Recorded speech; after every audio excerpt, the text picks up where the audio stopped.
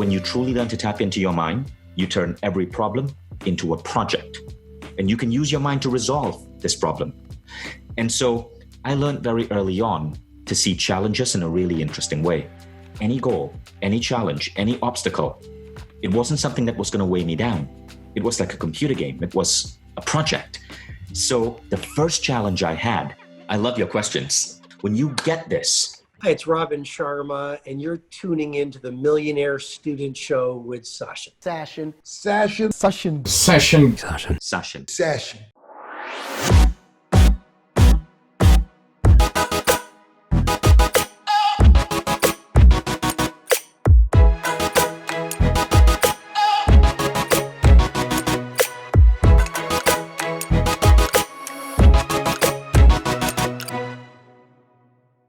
Hey everyone, welcome to another episode on the Millionaire Student Show, where I get the opportunity to pick the minds of this generation's thought leaders, change makers, disruptors, innovators, and inspirations. Dissect their story from the pain they went through, the price they paid, and what their prize looks like today. I formulated the Millionaire Student Self-Development System and Company because this is what I was searching for when I first entered the entrepreneur world at 17 years old. My mission and purpose is to serve you with virtual mentorship to consciously make your clock tick without taking the thunder away from today's guest. He's an incredible friend, a creative thinker, a thought leader, a change maker. He's an innovator when it comes to providing information, whether it's science or spirituality, to position you to shift your current situation.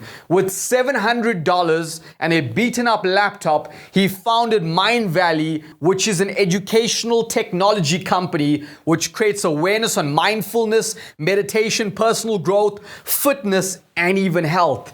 Mindvalley is an award-winning movement with more than 3 million students worldwide. His mission is to directly take on traditional education, and he is hoping to create the biggest shift in human consciousness in a single generation. Starting from scratch, he built a global empire with more than 300 employees in 59 countries. He was also named most strategic entrepreneur in the SME Entrepreneurship Business Award in 2017. The Millionaire students, please help me welcome today's guest, New York Times bestselling author of his first book, The Code of the Extraordinary Mind, and we are very blessed to be the first podcast after releasing his second and newest book today, titled The Buddha and the Badass, Vishen Lakhiani.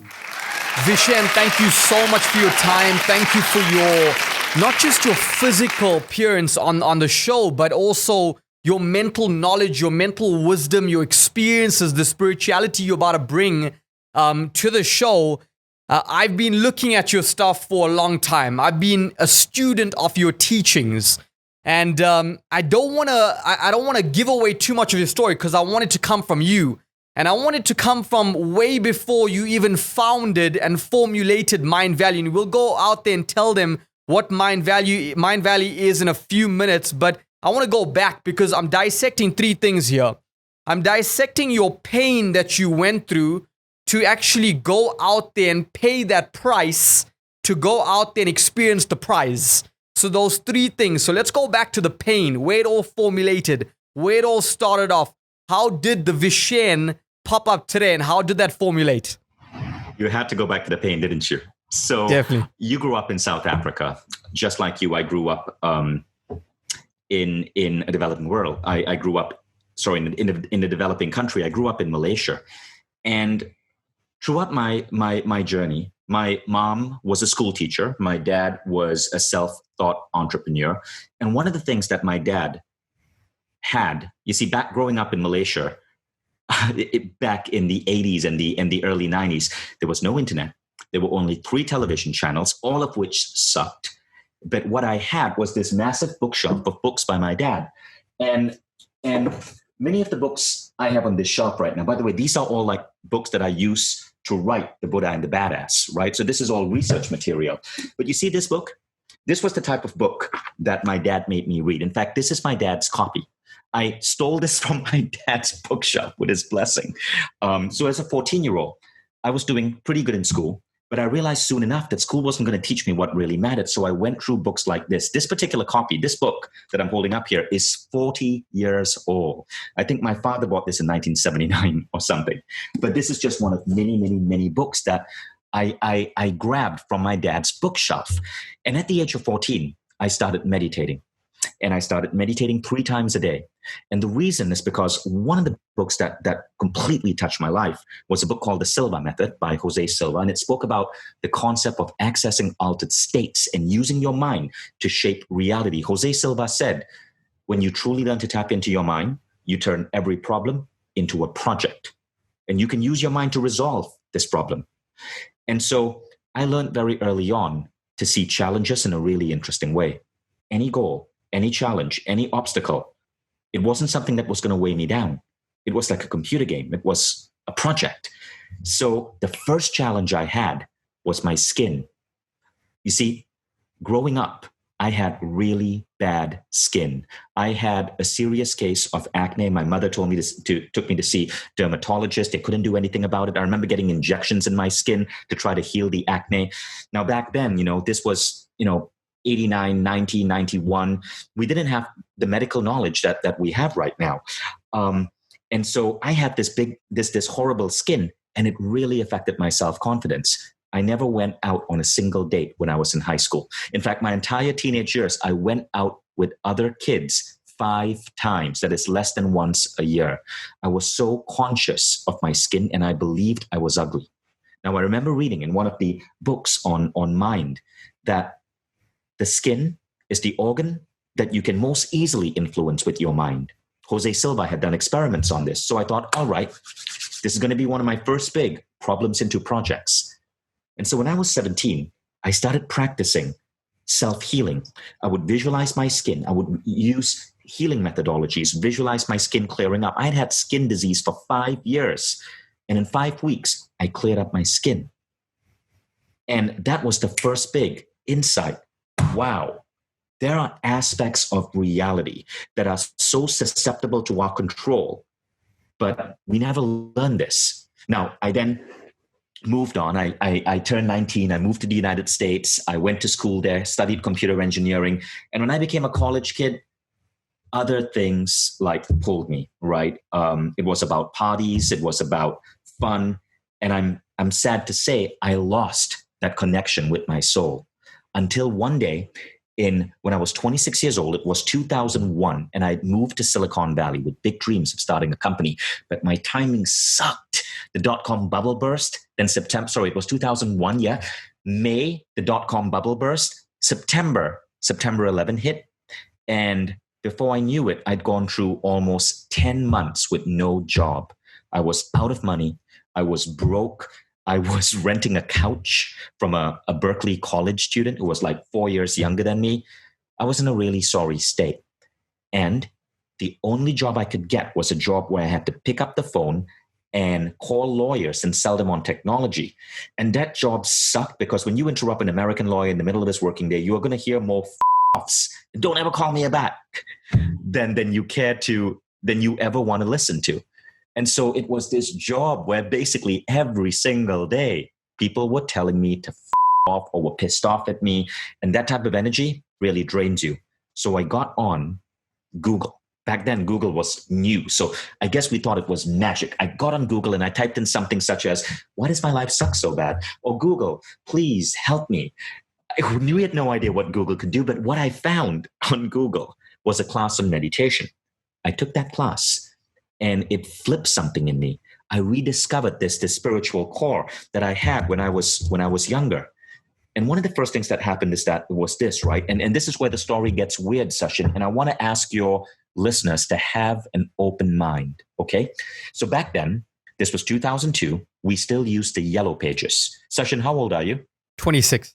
So you probably do not remember the yellow pages. Yeah, I'm 44, okay? So the yellow pages, for those of you who are under 21, 2009 is this giant, thick book that dates pre-internet. When you need to look up a phone number, you open the book and you look for that phone number. So we would go to the San Francisco Public Library, check out the yellow pages for the particular district in Texas that I was assigned to, in this case, San Antonio.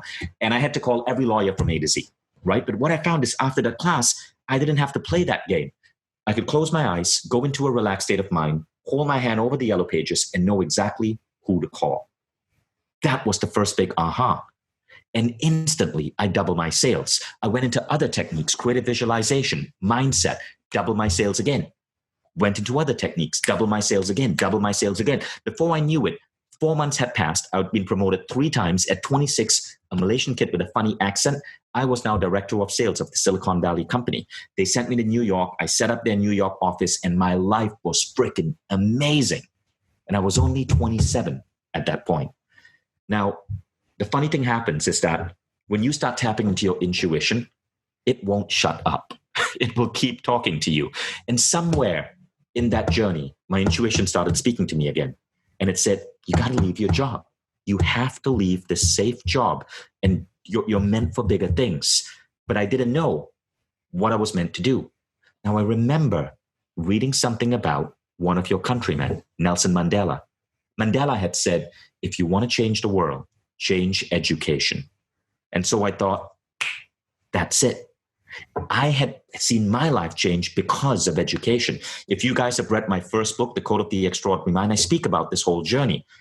But why is it that I never learned meditation? I never learned intuition. I never learned mind power in any single class I took at the University of Michigan.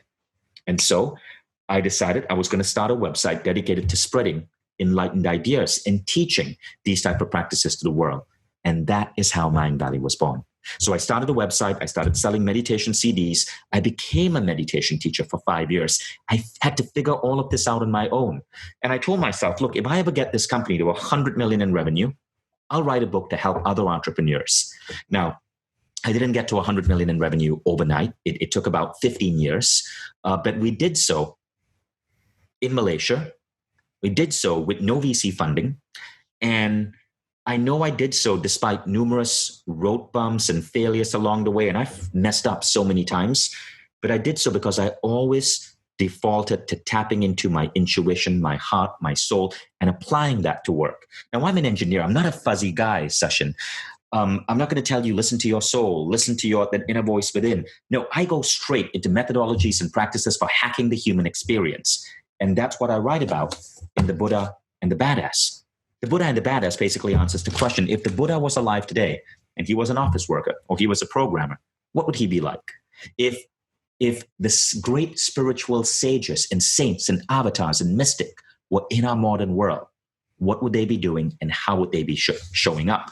And The Buddha and the Badass attempts to answer that question by teaching you how to use the same gifts, the saints and the sages and the mystics that we read about, how you can uncover that in your mind, in your soul, and apply it to your work. And that's where the badass comes in. You see, simply being the Buddha can be a bit of a waste in today's world. If you look around, guys, just open up your phone right now and read the news. The world is broken. There's a website called Hedonometer, and it measures human happiness by doing sentiment analysis on Twitter. Last week, human happiness hit the biggest low in 11 years. There's a pandemic. There's nationalist politicians. The rainforests are on fire. There's police brutality. Never in the world have we needed more Buddhas who are willing to step out of their meditation, go forth into the world, and become an activist, or start a company that matters, or build a product or a service or a community, or get new ideas out that can truly change the world. That is the idea of the Buddha and the Badass. That is what this book is about. That's incredible because, when I start to look at your story and way before you founded and formulated Mindvalley, you came from a point where being an engineer, you walked away from that to pursue mindfulness and meditation, which most people right now, when they walk away from the common land, where people tell them, you're going to be a doctor, lawyer, an accountant, and they walk away from it to chase their passion, they ridiculed exactly how you were ridiculed. what advice would you give for people right now who wants to go against the grain? Right. So you know what's really interesting? When I first started becoming a meditation instructor, I didn't tell my own friends about it. I remember I had close friends, right? I never told them. I actually created on my website, I used a different name.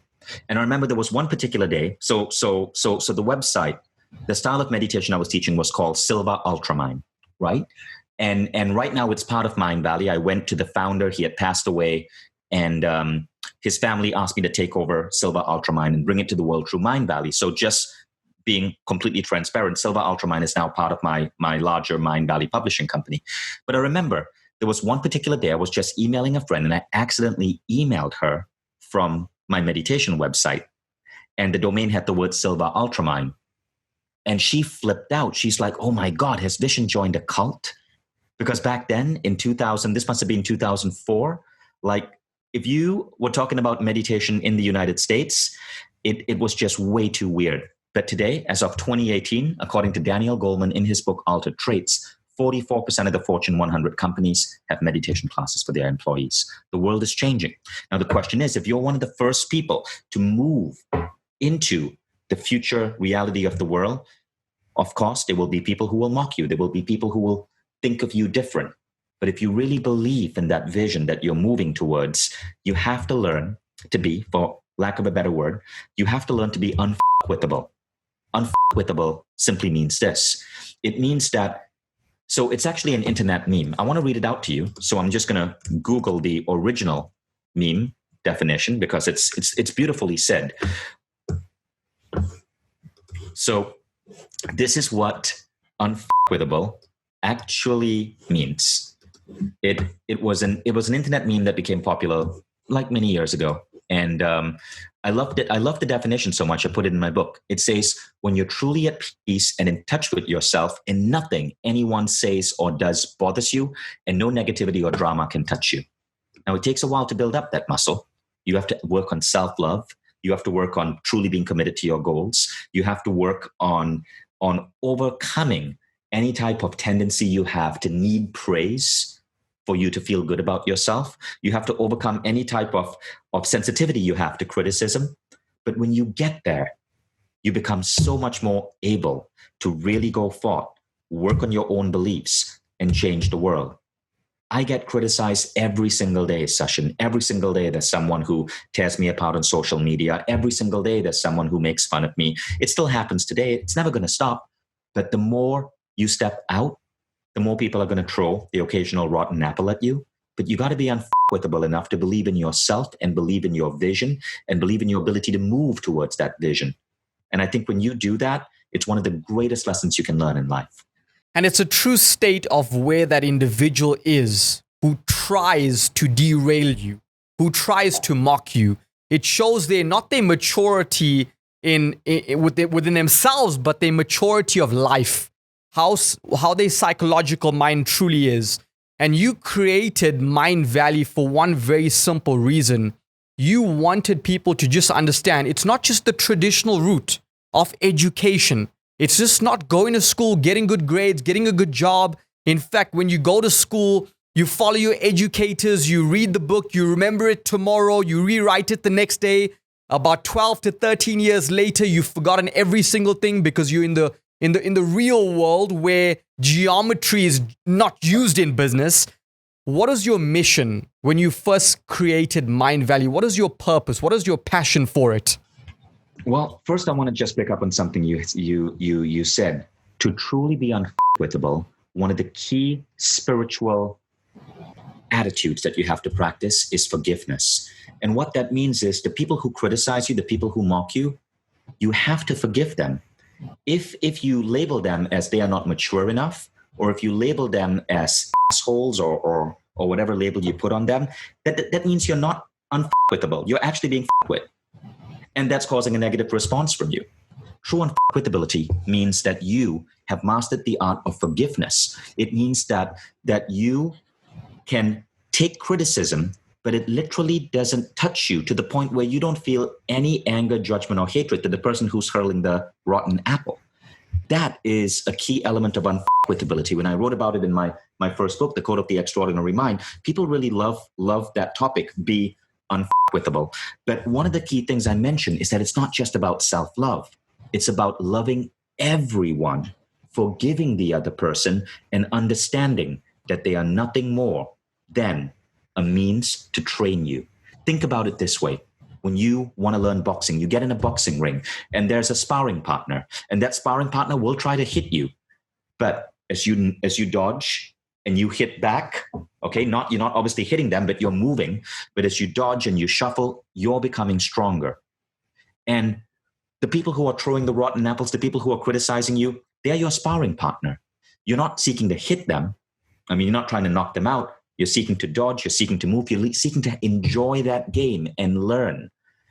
I was talking to one of my mentors, Professor Sri Kumar Rao. He is an Indian-American business school professor who taught at Columbia, at London Business School. And we were doing a live conversation last week, and one of the audience members asked Rao, what do you do when there are obstacles in the path to your goal, especially obstacles like family members who don't believe in you and put you down? And Rao said, you have to remember, be the engineer. So we asked Rao, what do you mean, be the engineer? And Rao said, look, think about a civil engineer. So Rao speaks in terms of stories, right? He says, think about a civil engineer. If a civil engineer is given an instruction, build a bridge, okay? Build a bridge from here to there. And by the way, when you build this bridge, you got to cross this marshland. You got to burrow through that mountain. You got to traverse that river. Is the civil engineer going to go, oh, damn, mountain, oh, screw the marshland. I can't believe that river showed up here. No, the civil engineer is simply going to go, okay, great. I'm going to do this. I'm going to do this. Then I'm going to bring in a giant drill. Then I'm going to calculate how to traverse the river. The civil engineer simply takes it as a project. He turns it into a project. And in fact, often the more obstacles in the way, the more exciting the project, because he's the civil engineer. Rao says, you must have an attitude to life where you are the civil engineer. The people in the way, the people criticizing you, the family member who doesn't believe in you, the sibling who puts you down, don't hate on them. Don't even see them as a problem. See them as a project. You're going to burrow through the mountain. You're going to build a bridge across the river. That is part of the game of life. Look, if it was easy, they wouldn't need a civil engineer. So that's Rao's analogy. And that connected so deeply with me, because when you start seeing every problem as a project, when you see the obstacle as the challenge, as part of the game, you truly become unfuckwithable. And part of it essentially means not hating on the person who's tossing the rotten apple. They are nothing more than a sparring partner. So I hope, if any way, that metaphor, that analogy might help some of the people listening here.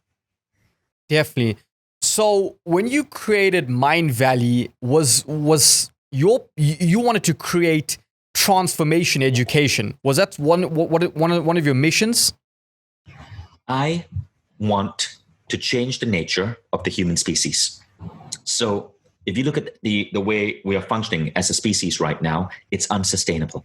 If the average human being lived like the average American, and I live like the average American, so this is not a judgment on America, we would need 4.5 planet Earths to sustain our species if everyone lived like the average American, and more of us are moving towards that lifestyle. How can we create a human species where our species is net positive to nature? What I mean by this is that for every year the 8 billion of us are on the planet's actually getting healthier and healthier.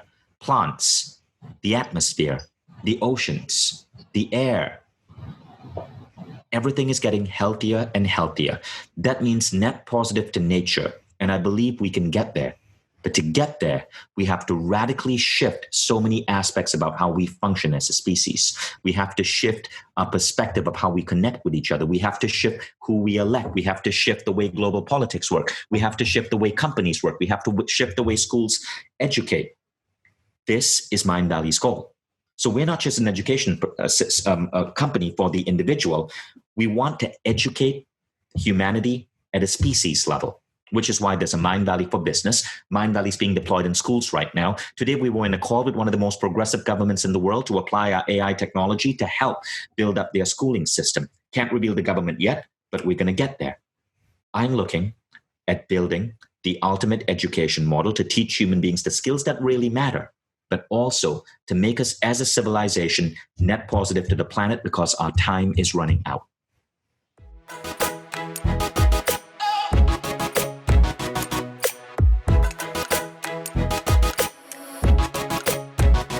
Hey, I want you to take a quick split second of your time. All I want you to do is hit the subscribe button and turn on your notifications. I want to update you when I have a next iconic guest on my show. Stay in student mode. Hi, it's Vishen Lakhiani, and you're tuning in to the Millionaire Student Show with Sashin. Meditation, I want to go back to that because so many people look at it from a point of a religious practice when it's truly a spiritual practice. I don't want to go into the hows of how to meditate. I want to go into some of the situations that you've managed to create from the states you actually felt and you positioned yourself whilst meditating. How has that transitioned you? How's that transitioned your state? How's that transitioned your mind? When it comes to meditating, there are many different styles and approaches, right? So the style and approach that I brought to the world is something called the 6-phase meditation. You can Google it. You will find it all over the internet. A lot of American sports stars use it. The 6-phase meditation is an approach to meditation that is based on what I've been speaking about, turning problems into projects. So there are 6 phases in the methodology. The first one is compassion. It's where you expand your level of compassion to all life all across the planet. This has its roots in Buddhist, Zen, Roshi tradition or loving kindness meditation, right? And this is one of the things that helps us start feeling connected to all of nature, to all of humankind. The second phase is gratitude. This elevates our level of happiness. The third phase is forgiveness. This helps you become unforgettable. Now, those 3 phases actually represent the Buddha of our nature. A sense of balance, a sense of peace, a sense of harmony in the present. But to be a badass, you can't stop there. You got to think about not just the present, you got to think about the future. The badass represents that archetype within us who wants to go forth and change the world. The protesters today who are marching, they are amazing badasses. So the next 4 stages are designed to train and fine-tune the badass. Phase 4 is about seeing your future vision and moving towards that vision. Phase 5 is about building that vision into the present day. And phase 6 is about asking for support from higher intelligence to support you on your mission. When you put it all together, you have the 6-phase meditation, and it's something that completely transforms people's lives. It's completely free. Google it. You will find it. So many people have shared it, have put it on their website. There are YouTube videos on it. It's super easy to find. Or download the Omvana app, Omvana, the Omvana app. It's the official app for the 6-phase meditation, and it's free on the app. So I want to go into Bianca Andreescu, 19-year-old. I watched the video. I saw the transformation.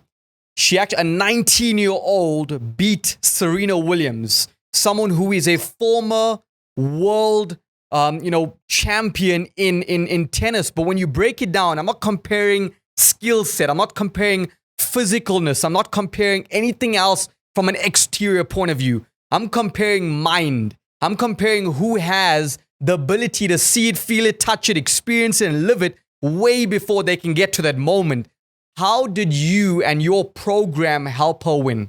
I certainly cannot speak for Bianca, but I know that in the press stories that came out after Bianca beat Serena Williams, they asked her, you're so positive, like what is it that you do? And she said, show me my phone. And now you can Google this. You'll find it on Yahoo News, on the Hindu Times, and so on. And she pulled up this book. Bianca is one of the graduates of my seminar. So there's a seminar called Be Extraordinary. It's based on the code of the extraordinary mind. She graduated from the seminar. She tweeted about it. And so you can find that on her Twitter. So I certainly don't want to speak about her, but she has been a major supporter of Mindvalley. And recently she came on my Instagram and she spoke about what she learned through ideas in the book, through ideas from the seminar, and how she applied it to help her defeat Serena Williams. She'd been practicing creative visualization for 3 years, from the age of 16 to 19. So I'm really proud of her. She's an amazing, amazing human being. Talk to me a bit about the 6 phases of the secret, mental screen when you're getting into that state. How do you make it so possible in your mind? a lot of people are living in the past. A lot of people are living even in the present, when we should be living in the present, but visualizing the future of who we want to be, where we want to go, and the direction we want to actually head off in. So your question is, how do we visualize our future? Yeah, how can we have such a clear picture of the end goal? So there are many different techniques. One of the techniques I teach is something called the 3 most important questions. Now you can find it. The technique is outlined in my first book, The Code of the Extraordinary Mind. But again, if you Google it, you will see that it is free online. So, Google 3 most important questions. You will find a 7-minute video where I guide you through a process. And this process will get you to look at your life and your dreams from 3 different pillars. The first pillar is experiences. The second pillar is growth. Who do I have to grow to have these experiences? And the third pillar is contribution. To have these experiences, to have this growth, how do I then need to contribute to the world? Now, there's a little bit more to that. I don't know if we'll have time to go through the entire approach here, but the trick is basically this. When you look at experiences, growth, and contribution, you must understand the difference between a means goal and an end goal. A means goal is a goal that's been programmed into you by society and culture. An end goal is the goal that your soul is really screaming for you to have. So yes, you can have a vision for your future, but that vision may not be yours. That vision may have been programmed into you. When you think about the vision that so many people have, get married, get 2 cars, have a house, a 3-bedroom house with a garage, that's a programmed vision. But what does your soul really want? Maybe your soul wants you to have very few belongings, nothing more than a motorcycle, so you can cycle around South America. I don't know. Like, we all have an individual soul print. And the trick is to identify why you were born. What is it that you were meant to contribute to the world? What is it that you were meant to experience? How does your soul want to grow? There's a process to that. So again, it's called the 3 most important questions. Google it, and you will find free resources on it all across the web. So our goal is to spread enlightenment. And that's actually from a point of ideas. How do we move from brainwashing to enlightenment? I love your questions. How do we move from brainwashing to enlightenment? Well, one of the most important things is to be very clear in terms of truth. And what is truth? So there are 2 types of truth in the world. There's absolute truth and relative truth. Now, this distinction is really important. When you get this, you start seeing the world in a different way. So what is this? What am I holding right now? Is that a cup? It's a cup, right? Yeah. Almost everyone will agree that this is a cup. What color is this cup? Army gray, brown. Right? Yeah. Most people would agree with that. We might perceive color in slightly different ways, but we kind of have an agreement on what we mean by the color green. Okay. Now, here's the thing, though. Everything you said is absolute truth. Okay. Everybody knows that this is a cup. Everybody knows that this is. Everybody in our modern world knows that this is the color green, but there's also a type of truth which is not absolute. It's relative.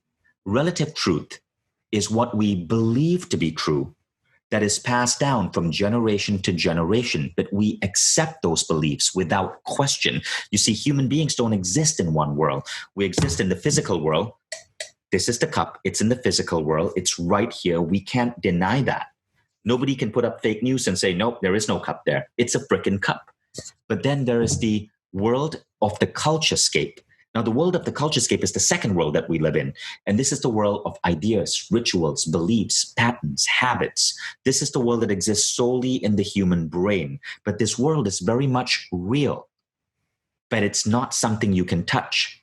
If I ask different people, tell me what is success, it's different because success is relative truth. If I say, tell me what is love, if I say, tell me what is God, or what is money, all of this is relative truth. In short, different people interpret it differently. When you start seeing that what you've been trained to believe is not completely true, you break free of all forms of brainwashing. When you understand that no matter what religion you are, your religion's in the minority. Most people, the majority of people on the planet do not believe in your religion. Now, what does that say about your religion? Are you the only guy who gets the truth? Is your people the only people who get the truth? Or was your religion nothing more than relative truth? a set of rules and beliefs passed down generation to generation. What about your views on politics? What about your views on success or hard work? What about your views that you need to be an engineer or a lawyer to be a good Indian kid? What about your views that being an entrepreneur means being truly successful? What about your views in terms of the importance of money? None of it is actually tangibly real. It's all relative truth. Now, we all get to pick and choose our beliefs, but the beauty of this is when we know that we are all picking and choosing our beliefs, we can ask ourselves the next question. Which of our beliefs serve us and which of our beliefs actually pull us back? If you believe as an entrepreneur that you need to work hard to be successful, that's a bull belief because you could be breaking yourself. I want to believe that I can be successful without working hard by having tons of fun every single day. If you believe that getting rich is what is going to make you happy, could that belief be holding you back? What if somebody wants to believe that what makes them happy is being in the presence of family? So what happens is that you start learning how to question the rules, the formulas you grew up with. And the first step is you start to unwash the brainwashing. After you unwash the brainwashing, you're ready for the next level and the next level. Now, those other levels, as you move towards enlightenment, come from going deeper and deeper and deeper within to connect with the larger forces around you. And that is when you start seeing other aspects of reality. You move from physical reality, you move from the culturescape, you move to the conscious plane. This is where you have things such as the samadhi experience. You have awakenings, you have insights and intuitions. You're moving into a different reality. And that reality sometimes can be the source of guidance, of wisdom, of new ideas, of new identities. And so remember, 3 realities: physical reality, we exist here. It's true. Culturescape is made up reality. You want to question that, pick and choose what you want to experience there. And the third reality is the reality within you. It's the reality in your mind. And this is what you access through concepts such as meditation, breath work, neurotraining, pharmacology or plant medicine. And that's how you start moving towards enlightenment. Vishen, in a world of competing and trying to be better than each other, how does one maintain being real, raw, transparent, and authentic? Real, raw, transparent, and authentic. Yeah, being themselves, just being them, not competing, not changing themselves to be liked, loved, appreciated, accepted. So there are many different processes. I'd like to tell you some of the best ones I found, okay? So the first thing is to be real, to be authentic. You must embrace unfuckwithability. Because if you do not embrace unfuckwithability, people are always going to poke holes in your realness, in your authenticity. So that's the first rule. So learn to raise your self-esteem, learn to practice unfuckwithability. There's a whole chapter of it in the Code of the Extraordinary Mind. Okay, so read that chapter, learn it. In the Buddha and the Badass, I go deeper into unfuckwithability. So that's the first one. Now, the second one is this. You have to understand that in your quest to be real and raw and authentic, you have to learn how to also be compassionate and kind and giving. Now, this is what philosophers like Ken Wilber talk about in terms of elevating your consciousness from egocentrism to ethnocentrism to worldcentrism to cosmocentrism. And what that essentially means is that your circle of compassion from your heart, the love from your heart, is moving to larger and larger and larger circles of humanity. Most people in the world today are what you would call an ethnocentric awareness. That means they are kind, they're compassionate, they are nice, but only to people who look like them, who are of the same gender, who are of the same nationality, or who might be of the same religion. This is when, a politician says, let's build a wall, and you go, yes. And that's not the way forward. As you elevate your consciousness, you expand your circles of compassion to larger and larger circles of humanity. You're embracing cosmocentrism, which means your love permeates all life. So unfuckwithable, but loving. Because if you're just unfuckwithable, you could be an unfuckwithable asshole, right? You could be the one putting people down. I can tell you Donald Trump is very unfuckwithable, but he is also very ethnocentric. So you need to cultivate both. So those two are essential. Now, the third one that you have to do to be an original is to really get detailed and deep in terms of your vision for your life. Now, how I do it. So the three most important questions is one, but I happen to have this right here. Life book. This is my life book. Life book is a company. I took their course in 2009. I've now brought Life book into Mindvalley. So we're the official distributor of Lifebook. But you see how worn out this is? This is about 10 years old. It's really worn out because I use it often, as you can see. But in here is every single aspect of my life in deep, deliberate detail. Over 100 pages, my entire life in pictures and words outlined 10 years ahead. And so by getting clear on it, you have a recipe to truly being original. Vishen, you talk about time. You say time doesn't exist. Talk to me a bit about that. Time does exist depending on the reality that you are in, right? Time does exist. But look, I also love studying spirituality. And, I have the luxury of being able to study with many great spiritual teachers. And one of the most interesting things that I've been fascinated by is reincarnation. There was a famous study done at Berkeley University. It's described in the book called Mass Dreams of the Future, where the psychologists would hypnotize people to get them to project into their past, see their past lives, or go into the future and see their future lives. Now, the interesting thing was, people don't just project to the past, they project to the future. In other words, the future has already happened. And it gets weirder. But if you want to really identify this topic, check out the book, Mass Dreams of the Future. So what happens is that I believe we are simultaneously living in the past, in the present, in the future, in a deeply connected way. And I believe that and again, I don't know how to do this, but I believe that there is a way where we can influence the past and influence the future. I don't claim to know how to do it. I don't even know if somebody has figured it out. But it seems to me that what we call physical reality is a lot more complex than what we make it out to be. Two interesting books to read if you want to explore this is The Holographic Universe by Bohm and Pibram, and Mass Dreams of the Future. Great. So the way you learn is very unique. Most people learn to absorb and store, and they do absolutely nothing about it. I personally learn to apply and I learn to teach. But I've heard you say learning to learn, and you call it meta learning.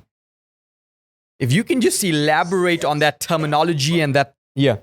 So I optimize learning. Now we have a mutual friend, Jim Quick, who created Superbrain, who created Super Reading. Jim Quick is the #1 learning coach in the world. So I use a lot of Jim Quick products. Google Jim Quick, you'll find him. But yeah, I live to learn. Remember, in the three most important questions, what is the second? The first thing is, what experiences do I want in the world? The second question is, how do I want to grow to be the man or woman who has these experiences? The third question is contribution, right?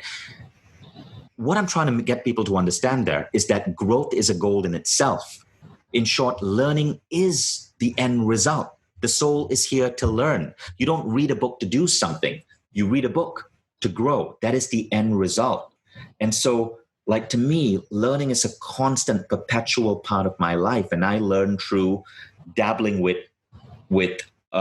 right now it's coding, database architecture and coding. I'm teaching myself new skills. I learn through writing. To write a book like that, I have to read all of these books over here, research them, assimilate ideas. It's a 3-year process.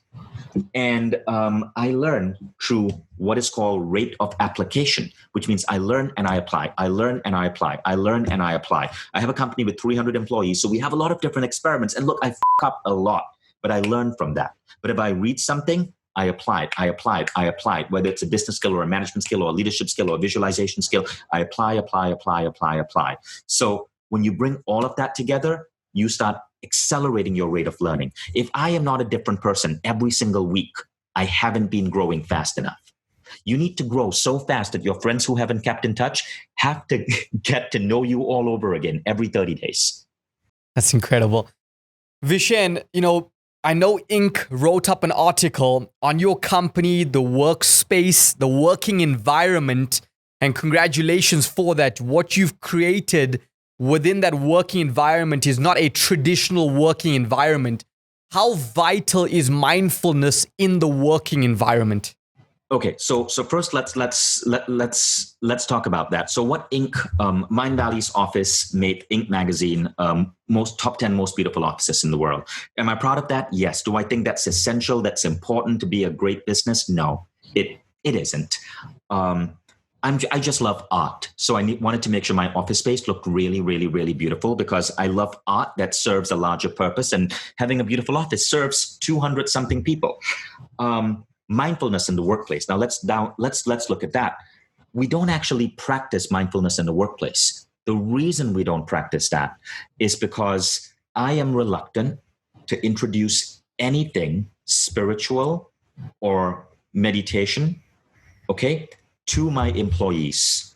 The reason is because my company employs people from 60 different nationalities.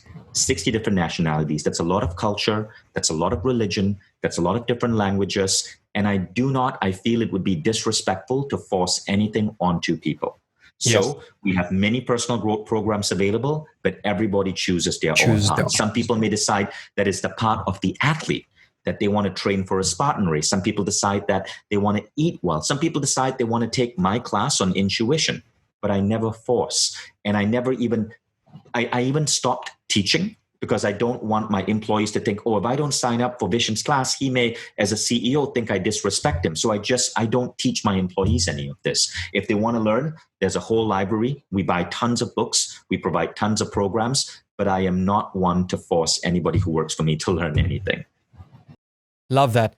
And that's that me factor. Sometimes you have two children. One is successful. One holds back. We don't force anything onto anyone. They choose their own path. But right now, some of the biggest diseases in the world is not coronavirus. It's not HIV. It's not AIDS. It's not cancer. I believe it's beyond that. I believe it's depression, mental health. And when someone when they naturally get themselves out of that state and regain belief and control of their mind and their life, that's only when they give themselves permission to win. If someone is sitting on this call right now, or maybe they're watching the video or listening to the podcast and they're going through some sort of a mental health, what advice would you give them to own their life again? The thing about mental health is that there are so many, well, firstly, I acknowledge that we all have to take mental health seriously. I think it's a shame that governments don't provide the same type of health services for mental health as they do for physical ailments, right? I think one of the biggest things one can do for their mental health is to take up a meditation practice, a contemplative practice. The good news is that it's not that hard. The 6-phase meditation, I made it free, and it's actually designed to support people in their mental health. Go check it out, Google it. It's completely free, and try it. And if that's not right for you, there are many other programs or platforms out there that you can pay attention to. I like the 6-phase meditation. I found that really useful. Now, I've gone through periods of my life where I was depressed, where so I know exactly what that feels like. I've been suicidal. I know exactly what that feels like. It fucking sucks. I can share with you a couple of books I've read that have helped me pull out of that. One is Kamal Ravikant's Love Yourself Like Your Life Depended on It. If you get a chance, it's I think it's like an 80-page book. It's probably like a few bucks on Amazon. You can read it in 1 hour. I did. That book is a game changer. Definitely check it out. There are a couple of other books. I have several on my bookshelf. Decoding of the Extraordinary Mind is definitely a book that I would recommend. Obviously, I wrote it, so I'm going to be biased. And this is one of my favorite books. Conversations with God. This particular copy is 22 years old. I cherish it that much. This book, this series of books have pulled me out of many sad moments in my life. So I would recommend those books as wonderful books for you to read to help you find whatever truth you need to find to pull you out of whatever mental health issue you might be facing. I'm not saying it's easy, but it's something that we can all work on, and it's something that we can all heal ourselves with. So I know you wrote your second book and released it today. Congratulations. The Buddha and the Badass. what can readers expect to gain out of that compared to the very first one? So the Buddha and the Badass is, can you see the back of the book? Or maybe if I put it now over we here. can, Okay. yeah. Yeah. So there are many different things that this book covers, but this book is basically about reconciling the two archetypes within us, the Buddha, the spiritual master, and the badass, the change maker, the person who wants to go out there and shake and rattle the world. And it brings them both together. Too many people try to be a badass without nurturing the Buddha, right? And this can make you a broken entrepreneur. You've overworked yourself. You're struggling. You're pushing. You're hustling. But are you seeing results? But when we combine our entrepreneurial drive, our badassery with our Buddha, with the inner spiritual light within us, we find that we can make life so much easier. I train with a Chinese master who can do some remarkable things. And he said that when you truly master the spiritual gifts, life becomes easy. Like literally, life becomes easy. You put out a desire and it starts unfolding. You see a problem and it just becomes a fun little challenge. You desire to connect deeply with someone, and that type of individual steps into your life. Life becomes easy when you tap into that spiritual core. And that's what the Buddha and the Badass is about. It's about unifying your Buddha, your spiritual light, because we're all made of the same stuff, with your badassery, with your desire to change the world. So you can do it elegantly, with grace, while uplifting other people and doing it where life becomes easy. Last question to wrap this up. What does self-talk sound like with Vishen? So here's an interesting thing, right? Okay, so self-talk with me is a concept I use called the lofty questions. It's a way of programming your subconscious. Every day when I wake up, I program my subconscious with 27 commands. It's called identity upgrading. And this is a way of using a unique pattern of self-talk to expand your identity, to make you more confident, to make you believe in yourself more, to help you take on the identity of the person you dream of being. Vishen, I want to thank you so much for your time, your wisdom, your knowledge, and your experiences. And I truly appreciate it. Looking forward to hosting you in South Africa and truly showing you around. Thank you, Sashin. It was nice meeting you, and congratulations on everything you've pulled off and all your success. Thank you so much, Vishen.